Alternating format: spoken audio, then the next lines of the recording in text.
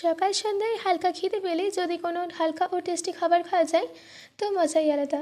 তো আজ আমি এমন একটা রেসিপি আপনাদের সাথে শেয়ার করতে চলেছি যেটা আপনারা 1 মাস স্টোর করে রেখে দিতে পারবেন ও যখন ইচ্ছা তখন খেতে পারবেন। তো চলুন শুরু করছি আমার আজকের এই সহজ রেসিপি। হ্যালো ফ্রেন্ডস, আমি পিনু কুকুর পিনুতে আপনাদের সবাইকে স্বাগত। এই রেসিপিটি বানানোর জন্য সবার প্রথমেই আমি এখানে চিড়ে নিয়েছি। এখানে মিডিয়াম থিকনেসের চিড়ে ইউজ করতে হবে।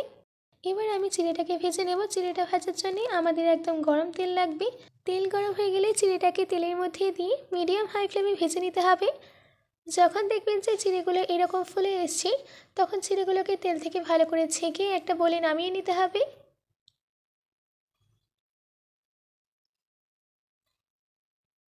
এবার ওই একই তেলে আমি বাকি জিনিসগুলোকেও ভেজে নেব।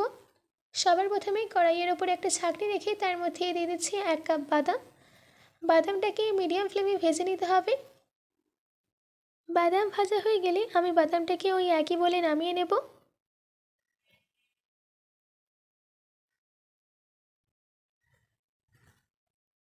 এবার আমি দিয়ে দিচ্ছি 1 কাপ ছোলার ডাল। ছোলার ডালটাকেও 1 মিনিট মিডিয়াম ফ্লেমে ভেজে নিতে হবে। আপনারা যদি এই ছোলার ডাল পছন্দ না করেন তো স্কিপ করতে পারেন।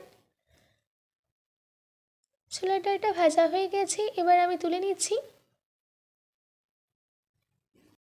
এবার দিচ্ছি 1/2 কাপ কাজু। আমি এখানে কাজুটাকে গোটা রেখেছি, আপনারা চাইলে টুকরো করেও দিতে পারেন। আমাদের কাজুর মধ্যে একটা সুন্দর কালার চলে এসেছে। এবার আমি কাজুটাকে তেল থেকে ছেঁকে তুলে নিচ্ছি।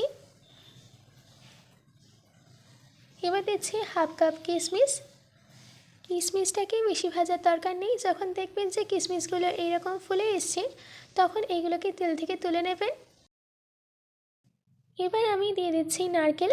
আমি নারকেলটাকে লম্বা করে কেটে রোদে শুকিয়ে নিয়েছিলাম। নারকেলটার মধ্যে একটা সুন্দর গোল্ডেন কালার চলে এসছে। এবার আমি নারকেলটাকে তেল থেকে তুলে নামিয়ে নিচ্ছি। এবার সব শেষে কারি পাতা ভেজে দিয়ে দিতে হবে। ব্যাস, আমাদের সব কিছু রেডি হয়ে গেছে। এবার এদের মধ্যে কিছু ড্রাই মশলা দিয়ে দেবো। সবার প্রথমেই দিয়ে দিচ্ছি 1 চামচ লঙ্কা গুঁড়ো, 1/4 টেবিল স্পুন হলুদ গুঁড়ো, স্বাদ মতো নুন, চটপটা ফ্লেভারের জন্য 1 চামচ চাট মশলা। এবার এই সব ইনগ্রেডিয়েন্টসগুলোকেই ভালো করে মিশিয়ে নিতে হবে। ব্যাস, রেডি হয়ে গেল আমাদের ক্রিসপি ক্রাঞ্চি চিড়ে ভাজা। আশা করছি আমার আজকের এই রেসিপিটি আপনাদের ভালো লেগেছে। বাড়িতে এটি অবশ্যই ট্রাই করবেন ও কমেন্ট করে জানাবেন যে কেমন হয়েছে। আজকের মতো এইটুকু, আবার দেখা হচ্ছে অন্য কোনো রেসিপি নিয়ে। ভালো থাকবেন, সুস্থ থাকবেন।